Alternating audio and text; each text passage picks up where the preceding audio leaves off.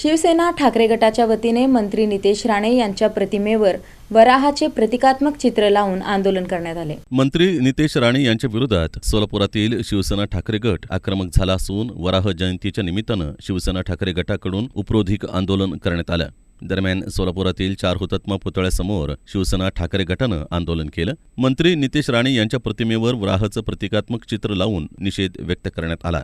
यावेळी मंत्री नितेश राणे यांच्या विरोधात शिवसेना ठाकरे गटाच्या पदाधिकाऱ्यांनी जोरदार घोषणा दिल्या। नितेश राणेचा नितेश राणेचा जय भवानी जय शिवाजी शिवसेना प्रमुख जय असो नितेश राणे नितेश राणे।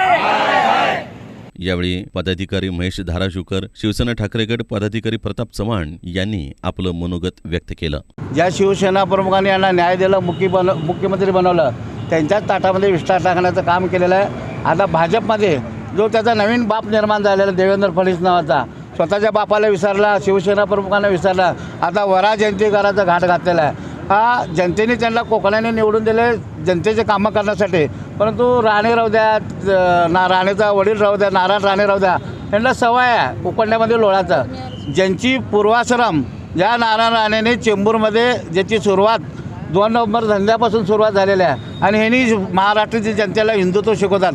देवाने वराचा अवतार घेतला होता, परंतु हा कोकणातला वरा कायम घाणीत लोळत असतो आणि जेव्हा जेव्हा तोंड उघडतो तेव्हा तेव्हा घाणच निघत असते आणि तो वरा जयंती साजरी करायला लागला आहे। हे महाराष्ट्राचं दुर्दैव आहे।